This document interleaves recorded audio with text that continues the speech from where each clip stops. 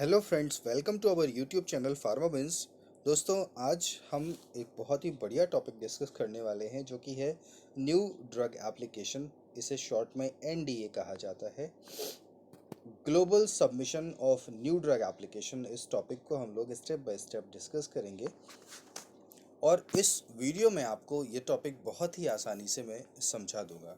तो इस वीडियो को शुरू से लास्ट तक पूरा देखिएगा और अगर आप हमारे चैनल पर पहली बार आए हैं तो हमारे चैनल को अभी सब्सक्राइब कर लीजिए और साथ में घंटी का बटन दबाकर ऑल नोटिफिकेशन पर क्लिक ज़रूर कर लीजिएगा। दोस्तों, वीडियो आप लोगों के लिए बहुत ही ज़्यादा इम्पोर्टेंट होने वाला है, तो वीडियो को अभी से लाइक कर दीजिए। अब सबसे पहले हम लोग बात करते हैं कि न्यू ड्रग एप्लीकेशन होता क्या है। जैसा कि इसके नाम से हमें पता चल रहा है कि किसी भी न्यू ड्रग को जब हमें उसका जो है अप्रूवल लेना होता है सेल के लिए और मार्केटिंग के लिए, तो हमें रेगुलेटरी अथॉरिटी को सबमिट करना होता है एक एप्लीकेशन जिसे कहा जाता है न्यू ड्रग एप्लीकेशन। क्या कहा जाता है दोस्तों? न्यू ड्रग एप्लीकेशन मतलब एनडीए। तो क्या क्या प्रोसेस होता है किसी भी न्यू ड्रग को अप्रूव या फिर उसको जो है सेल या मार्केटिंग के लिए उसकी जो है परमिशन लेने के लिए किसी रेगुलेटरी अथॉरिटी जैसे कि एफडीए या डीसीजीआई। जो एफडीए है वो यूएस की एक रेगुलेटिंग अथॉरिटी है, फूड एंड ड्रग एडमिनिस्ट्रेशन इसे कहा जाता है, और जो डीसीजीआई है वो हमारे इंडियन रेगुलेटरी अथॉरिटी है। तो ये जो है, अब किसी भी तरीके की कोई नई इन्वेस्टिगेशनल ड्रग जो होती है उसको अप्रूव कराने के लिए सेल्स, उसकी सेल, मार्केटिंग और उसकी मैन्युफैक्चरिंग के लिए हमें ऑथराइजेशन कराना होता है, जिसके लिए क्या सबमिट करना पड़ता है? New drug application. तो आई होप ये बात आपको समझ आ गई होगी। दोस्तों, अगर ये बात समझ आ गई तो वीडियो को अभी लाइक कर दीजिए। आगे मैं आपको सारा कॉन्सेप्ट और सारी की सारी चीज़ें इस टॉपिक से रिलेटेड बहुत ही आसानी से समझाने वाला हूँ। अब हम लोग बात करते हैं कि जो अगर हम बात करें न्यू ड्रग की कि न्यू ड्रग होती क्या है, तो इसकी जो ऑफिशियल डेफिनेशन है federal drug, food, drug and cosmetic act के अकॉर्डिंग वो है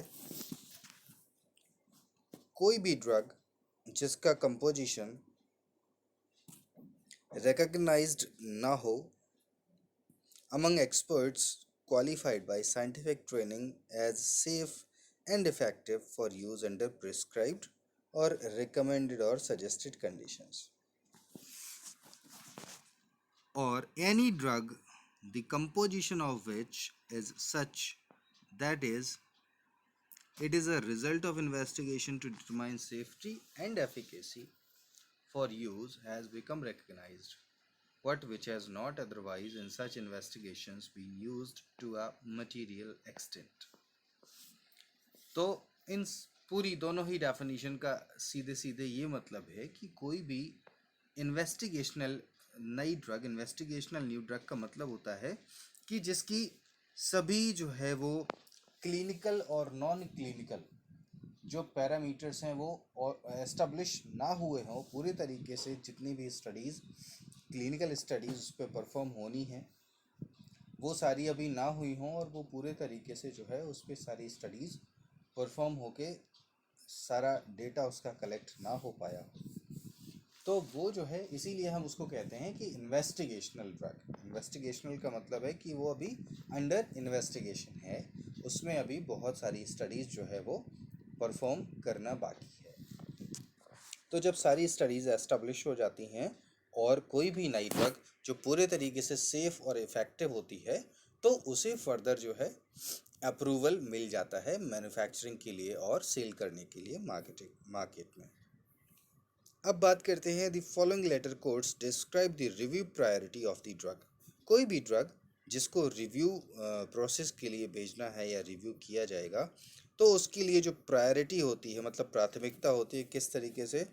एक तो ये कोड होता है एस और दूसरा होता है पी।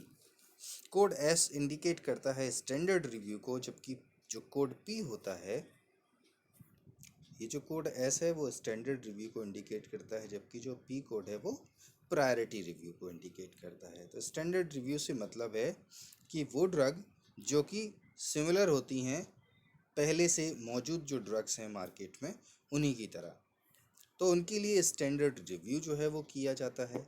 जबकि जो प्रायोरिटी रिव्यू उन ड्रग्स के लिए किया जाता है जो कि रिप्रेजेंट करती हैं कोई भी significant advance over existing treatment. जैसे कोई ऑलरेडी कोई ड्रग है जो किसी ट्रीटमेंट के लिए दी जाती है, बट कोई ऐसी नई ड्रग जिसका जो है उस ड्रग से काफ़ी ज़्यादा एडवांस जो है उसमें रोल प्ले कर रही हो। एडवांस रोल प्ले से मतलब है कि और भी ज़्यादा इफ़ेक्टिव हो किसी पर्टिकुलर एग्जिस्टिंग ट्रीटमेंट में, तो उसके लिए क्या किया जाता है, प्रायोरिटी रिव्यू। मतलब उसको प्राथमिक रूप से रिव्यू के लिए पहले जो है वो रेगुलेटरी अथॉरिटी द्वारा चेक किया जाता है या रिव्यू किया जाता है। उसके बाद स्टैंडर्ड रिव्यू वाली ड्रग्स का स्टैंडर्ड रिव्यू किया जाता है। अब बात करते हैं क्लासिफिकेशंस की कि एनडीए में किस किस तरीके की ड्रग्स को क्लासिफाई किया जाता है और कैसे क्लासिफाई किया जाता है। तो इसके लिए जो CDER होता है, CDER का मतलब होता है centre of drug evaluation and research. ये जो है FDA का ही एक सेंटर होता है और ये इसकी जो रिस्पॉन्सिबिलिटी होती है, जो फंक्शन होता है, वो होता है ड्रग को एवेल्युएट करना। तो अब CDER जो है वो क्लासीफाई करता है न्यू ड्रग एप्लीकेशंस को ड्रग के टाइप के आधार पर कि जो ड्रग है जिसके लिए एनडीए सबमिट किया जा रहा है, तो वो जो है उसके इंटेंडेड यूज़ के ऊपर उसको क्लासिफाई किया जाता है। कैसे कैसे, जैसे न्यू मॉलिक्यूलर एंटिटी हो सकती है कोई ड्रग। दूसरा, किसी ऑलरेडी अप्रूव्ड ड्रग का नया कोई सॉल्ट जो है उस पे काम किया गया, उसको जो है क्लासिफाई किया जाता है एनडीए में। तीसरा, new formulation of previously approved drug.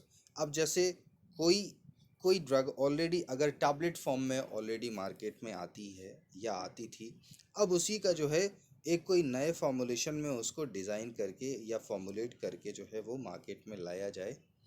Market में लाने के लिए हमें क्या करना होगा कि उसे अप्रूवल के लिए सबमिट करना होगा रेगुलेटरी अथॉरिटी के पास में। तो कोई भी नई फॉर्मुलेशन उसी अप्रूव्ड ऑलरेडी अप्रूव्ड ड्रग की, जैसे कोई ड्रग जो टैबलेट फॉर्म में आती थी, अगर उसका जो है कोई ट्रांसडर्मल पैच आने लगा, तो एक ये क्या हो गया, उसकी एक नई फॉर्मुलेशन हो गई। या फिर इसके अलावा न्यू कॉम्बिनेशन ऑफ टू और मोर ड्रग्स, दो या दो से ज़्यादा ड्रग का कोई नया कॉम्बिनेशन बना दिया जाए, तो उसके लिए भी क्या करना होता है, एनडीए सबमिट करना होता है, न्यू ड्रग एप्लीकेशन। या फिर already marketed drug product duplication, मतलब कोई जो ऑलरेडी कोई ड्रग प्रोडक्ट मार्केट में है बट कोई नया मैन्युफैक्चरर उसको मैन्युफैक्चर करने लगे, तो उसको भी एनडीए सबमिट करना पड़ेगा। या फिर न्यू इंडिकेशन की बात करें, मतलब कोई नया सेम ड्रग का ऑलरेडी जो कि मार्केट में कोई ड्रग है, जो मार्केट में ऑलरेडी कोई ड्रग जो है वो सेल हो रही है, बट उसका कोई नया इंडिकेशन नए यूज़ के लिए उसको जो है क्लेम किया जाए, तो उसके लिए भी एनडीए सबमिट किया जाता है। जैसे एग्जाम्पल की अगर हम बात करें, जैसे कि include switching marketing status from prescription to OTC drug. OTC drug का मतलब होता है, ये जो ओटीसी है इसे कहा जाता है ओवर द काउंटर ड्रग्स। इनके लिए किसी भी तरीके के प्रिस्क्रिप्शन की ज़रूरत नहीं होती है। तो अगर कोई ऐसी ड्रग जो ऑलरेडी मार्केट में है, एग्जिस्ट करती है, लेकिन उसका कोई नया इंडिकेशन क्लेम किया जाता है, या फिर जो है उसे कुछ इस तरीके से स्विच किया जाए उसका मार्केटिंग स्टेटस की, पहले वो प्रिस्क्रिप्शन पे ही सोल्ड आउट होती थी, लेकिन अब उसको स्विच करके ओटीसी ड्रग की कैटेगरी में वो जो है डाल दिया जाए। तो इन सभी सिचुएशंस में क्या है कि एनडीए रिक्वायर्ड होता है, या इस तरीके से जो है वो क्लासिफाई किया गया है अलग अलग कैटेगरी की ड्रग्स को। या फिर इसके अलावा ऑलरेडी मार्केटेड ड्रग प्रोडक्ट, कोई भी पहले से जो मार्केट में कोई ड्रग प्रोडक्ट बेचा जा रहा हो, उसके लिए भी एनडीए की रिक्वायरमेंट होती है। अब बात करते हैं कि न्यू ड्रग एप्लीकेशन का जो प्रोसेस होता है, ग्लोबल सबमिशन का प्रोसेस जो होता है वो क्या होता है, कैसे एनडीए जो है वो सबमिट किया जाता है, कैसे रिव्यू होता है और कैसे अप्रूवल मिलता है। तो इस फ्लो चार्ट के माध्यम से हम ये समझ लेते हैं। इस डायग्राम के थ्रू आपको बहुत ही आसानी से समझ में आ जाएगा। वीडियो को पूरा देखते रहिए, ये टॉपिक थोड़ी ही देर में कंप्लीट होने वाला है। वीडियो को लाइक अभी ज़रूर कर दीजिए आप। अब देखिए यहाँ पर क्या होता है कि सबसे पहले जो ड्रग के स्पॉन्सर होते हैं, ड्रग के स्पॉन्सर से मतलब अब वो या तो कोई फार्मास्यूटिकल मैन्युफैक्चरर हो सकते हैं या फिर जो है कोई रिसर्चर हो सकते हैं। तो वो जो है एप्लीकेंट जो है उसे ड्रग स्पॉन्सर कहा जाता है। वो क्या करता है, एनडीए फॉर्म सबमिट करता है। किसको? या तो एफडीए को, एफडीए मतलब फूड एंड ड्रग एडमिनिस्ट्रेशन, या फिर जो है अपने यहाँ की हर एक कंट्री की अलग अलग रेगुलेटिंग अथॉरिटी होती है, उनके पास में वो सबमिट करते हैं। अब जब एनडीए सबमिट कर दिया जाता है तो जो अगर एप्लीकेशन फाइलेबल है, अगर वो फाइलेबल है तो रिव्यू किया जाएगा सीडीईआर द्वारा, और अगर फाइलेबल नहीं है तो उस कंडीशन में क्या होगा कि उसे रिफ्यूज़ कर दिया जाएगा। अब अगर एप्लीकेशन फाइलेबल है तो CDER, जैसा कि मैंने अभी बताया था, centre for drug evaluation and research, ये जो सेंटर है ये FDA का सेंटर होता है और ये जो है उस एप्लीकेशन को रिव्यू करेगा, न्यू ड्रग एप्लीकेशन को। अब यहाँ पर क्या क्या चीज़ें रिव्यू की जाएंगी? एक तो उसका मेडिकल बैकग्राउंड, मतलब उस न्यू ड्रग से रिलेटेड जो भी मेडिकल एस्पेक्ट्स होंगे, जो डेटा होगा वो रिव्यू किया जाएगा। बायो फार्मास्यूटिकल जो स्टडीज़ परफॉर्म की गई होंगी, जो डेटा कलेक्ट किया गया होगा, जो कि इसमें एनडीए में सबमिट किया जाता है, वो रिव्यू किया जाएगा सीडीईआर द्वारा। फार्माकोलॉजी जो भी डेटा है अवेलेबल, जो सबमिट किया गया है स्पॉन्सर द्वारा, उसको जो है रिव्यू किया जाएगा। स्टैटिस्टिकल जो भी चीज़ें हैं, जो डेटा, वो सारा कुछ रिव्यू किया जाएगा।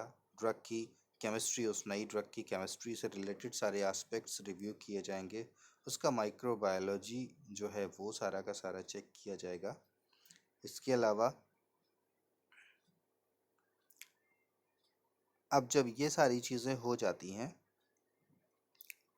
तो जो रिव्यू कंप्लीट अगर हो जाता है, रिव्यू कंप्लीट हो जाता है और सक्सेसफुल हो जाता है, मतलब एक्सेप्टेबल है, अगर रिव्यू करने के बाद अगर वो जो एप्लीकेशन है एनडीए अगर वो एक्सेप्टेबल है तो क्या होगा, उसमें लेवलिंग रिव्यू जो है वो देखा जाएगा। लेवलिंग रिव्यू एक्सेप्टेबल है, इंस्पेक्शन ऑफ साइट्स एक्सेप्टेबल हैं, तो फिर जो है एनडीए एक्शन लिया जाएगा। एनडीए एक्शन से मतलब है कि एनडीए जो न्यू ड्रग एप्लीकेशन है उसको अप्रूवल मिल जाएगा। और अगर नहीं है, अगर जो है रिव्यू कंप्लीट होने के बाद एक्सेप्टेबल अगर नहीं है तो फिर एडिशनल इंफॉर्मेशन या फिर जो रिवीजन है वो रिक्वेस्ट किए जाएंगे सबमिशन के लिए, या फिर जो है वो सबमिट किए जाएंगे स्पॉन्सर द्वारा। ठीक है। और अगर लेवलिंग रिव्यू एक्सेप्टेबल नहीं है तो फिर स्पॉन्सर जो है वो रिवाइज करेगा और फिर से सबमिट करेगा, रीसबमिट करेगा। ठीक है।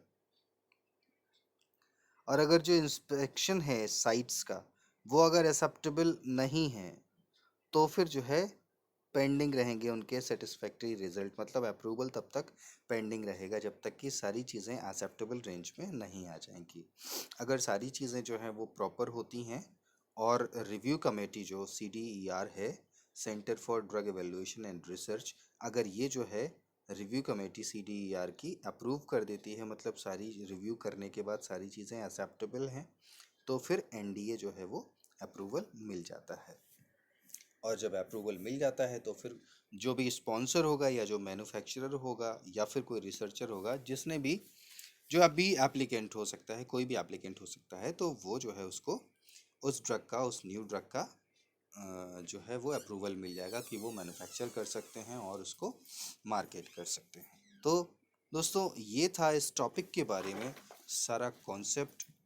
सारा का सारा जो है वो ओवरव्यू था इस टॉपिक से रिलेटेड। आई होप आप लोगों को ये वीडियो पसंद आया होगा। वीडियो को लाइक कर दीजिए और अगर आपने हमारे चैनल को अभी तक सब्सक्राइब नहीं कर पाया है तो अभी हमारे चैनल को सब्सक्राइब कर लीजिए। अगर आप दोस्तों ये जो है टॉपिक्स से रिलेटेड या ये जो वीडियोस में मैंने आपको सारी चीज़ें समझाई हैं ये आप पीडीएफ नोट्स चाहते हैं तो आप हमारे फेसबुक ग्रुप को ज्वाइन कर सकते हैं। फेसबुक पेज जो है वो फार्माविंस के ही नाम से अवेलेबल है। मैं लिंक अपने डिस्क्रिप्शन बॉक्स में दे दूंगा, आप वहाँ से क्लिक करके आप जो है हमारा जो फेसबुक पेज है वो ज्वाइन कर सकते हैं। वहाँ पे मैं अपडेट करता रहता हूँ इन टॉपिक्स से रिलेटेड जो भी नोट्स होते हैं, पीडीएफ नोट्स आप लोगों की हेल्प के लिए। तो मिलता हूँ आपसे अगले वीडियो में, तब तक ख्याल रखें अपना और अपनी फैमिली का। Thanks for watching this video.